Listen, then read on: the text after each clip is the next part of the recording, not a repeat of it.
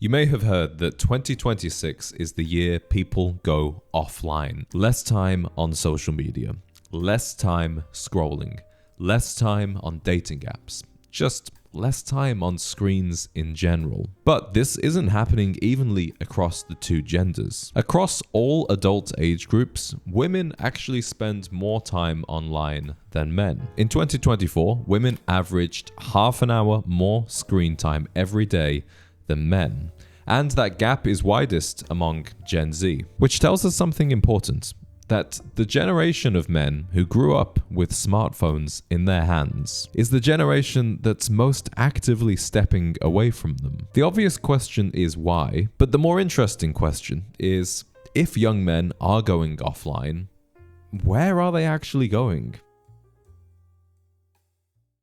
For a long time, being online has been synonymous with being successful and modern. If you wanted culture, novelty, connection, making money even, it was all promised behind a screen. But now that equation is breaking down, not because the technology has stopped working, but because it's stopped offering anything new. For young men, the internet has stopped feeling so much like a new frontier and begun to feel more like a closed loop. They've seen the same social media rage bait, the same story on dating apps, the same trend cycles for years. And for a generation that has never known life before this technology, there is no novelty left to discover on the other side of a screen. And when that can be no longer found within the status quo, historically, that's when men begin looking elsewhere.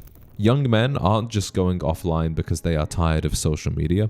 They're quitting screens because they are rejecting the version of masculinity that social media has preached to them. For the past decade, masculinity online has been largely defined by spectacle, tasteless displays of wealth, aggression mistaken for confidence, endless posturing and sexual conquest. Now, the influencers of our era didn't invent this version of masculinity. They've amplified it, and they've introduced a whole new generation to it. They turned masculinity into something to be consumed in clips and sound bites, to be argued about, and of course, monetized. And it's easy to understand why so many young men signed up and watched. Some even emulated what they saw. But along the way, many began to realize something uncomfortable. And now we are seeing a rebellion. Men have realized that their masculinity is not to be judged by people they will never even meet, by influencers with these arbitrary standards about how many women you should sleep with or how much money you need to make, by strangers online, by these anonymous commenters. Men are deciding that if they are going to be judged by anyone, they ought to be judged by the people in their actual life, by people in their community, by their family, by their friends, by their romantic prospects. The standards that the real world sets for a man are less prescriptive. Perhaps they are a little bit less aggressive, but they are no less demanding. To be a good father, to be a good friend, to be a good member of your community or teammate at work, that is not easy. But that's precisely why it's worth striving for. That is much harder than just sleeping with a bunch of women. And that's precisely why it's worth it.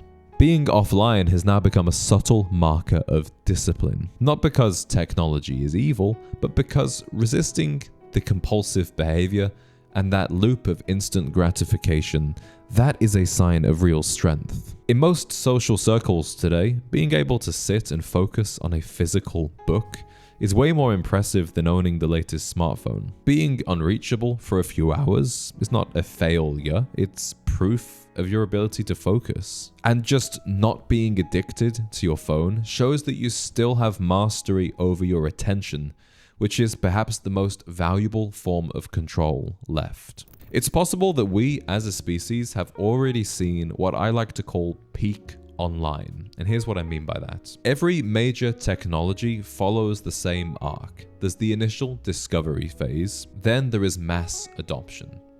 People then begin to overuse this technology. It becomes saturated and people begin to actually experience negative side effects. And then there is an adjustment phase in which we must learn to set boundaries ourselves and live with this new technology in a way that serves us healthily. When new technologies begin to seem overwhelming, we don't necessarily need to abandon them, but we do need to change our relationship with them. Think of fast food. That's been around now for around 80 years in America. But more and more Americans today are choosing not to eat it. And you're seeing way more healthy restaurants pop up than fast food joints. It's because we reached a point of oversaturation.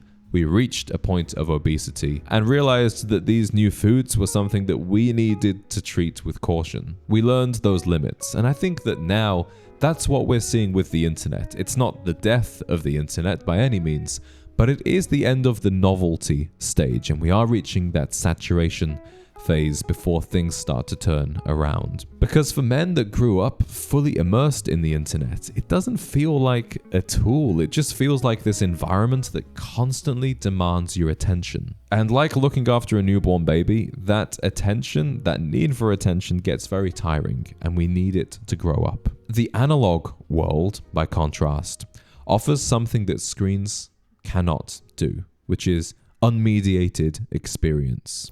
So where are young men going if they're spending less time online? Well, they are reading physical books. Not book summaries, not tweets, not just screenshots, but actually going to the bookstore, buying something and reading it. They are playing sports again. They are joining run clubs. They are training seriously. I've even noticed how in the gym these days, you see people spending less time on their phone between sets. Men are showing up to churches again. They are joining community groups. They're going to lectures and events. And even though many of these young men first encountered philosophy or history or maybe even religion through social media, maybe it was a podcast clip or a YouTube video, now they want to go to the source. They want to go to the book. They want to go to the cathedral. They want to listen to the lecture live. There's really a loneliness story running underneath all of this. Young men are lonelier today than they've ever been. Not just romantically, but socially also. They have fewer close friendships. They are less involved in their communities. And they spend way more time alone, even though they are constantly connected to millions of people. The promise of the internet is that it would solve loneliness, but if anything, it's intensified it. And at a certain point, men stop looking for ways to live a more optimized life of loneliness. They actually just want to get out the house. Offline spaces might be harder and scarier to enter, but they offer a sense of belonging that cannot be found in a Discord server or a comment section. This move toward the offline world is something that brands have noticed too. And some of these brands were actually very ahead of their time. When other companies were telling us that the future was in the metaverse, companies like Ralph Lauren were opening coffee shops in their stores. Aesop was investing heavily into creating an unforgettable brick and mortar experience.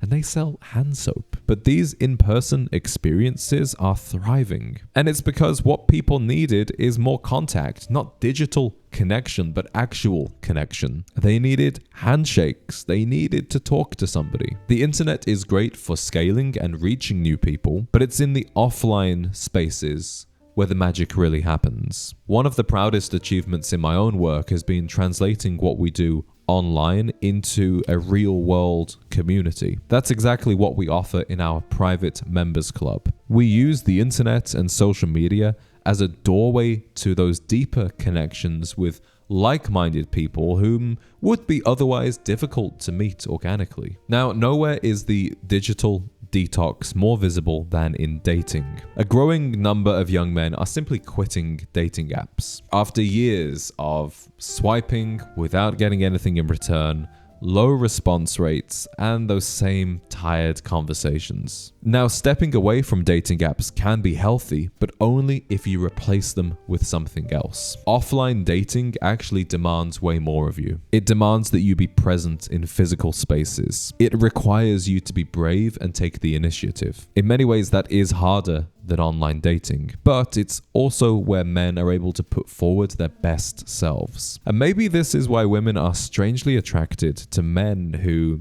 aren't addicted to their phones, who don't rely on social media for validation. You may have seen women talking increasingly about the merits of an offline boyfriend or an offline husband. What they're talking about is not the man who rejects technology, but rather the character of a man who lives his life in the real world. An offline man has an attention span and the ability to be present. He's disciplined. He's able to delay gratification. He has a network and a structure to his life that's based on family, on friendships, on community. And there's also a little mystery and allure to a man that doesn't need to share everything he's doing on the internet. A person with this kind of presence has become rare and highly valuable. And what's interesting is you really can't fake these kinds of character traits. But there is a danger here too. Some men use the offline thing as a shield. It's a way to avoid rejection, a way to avoid being visible, a way to avoid changing. That isn't growth, that is a form of retreat. The healthiest men don't disappear from the world entirely. They simply engage with it more intentionally. There are real opportunities online. Real communities do exist on Instagram. Real businesses are built online. So the mistake isn't being online, it's letting the online world replace the offline life entirely.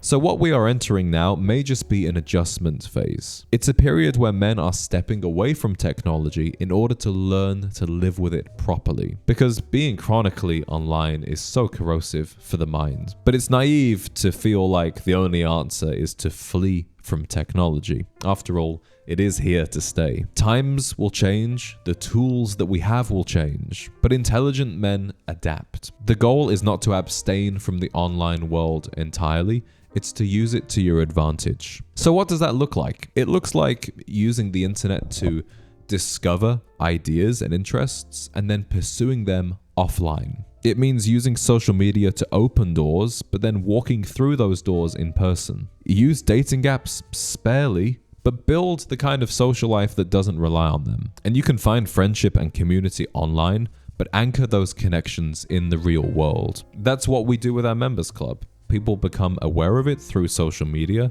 They use the digital platform to see the other members near them and know about the events. But the real value actually comes when those members get together and forge friendships in person. That's also why we send our members physical welcome packs and membership cards. It's a reminder that we are part of something tangible. So young men aren't wrong to crave a more analog existence. But there's a huge difference from being more present in the real world and removing yourself from the online game entirely. Technology is a tool, and the difference between a tool and a trap has always been the same. It's how you use it. It's simply a matter of who is in control.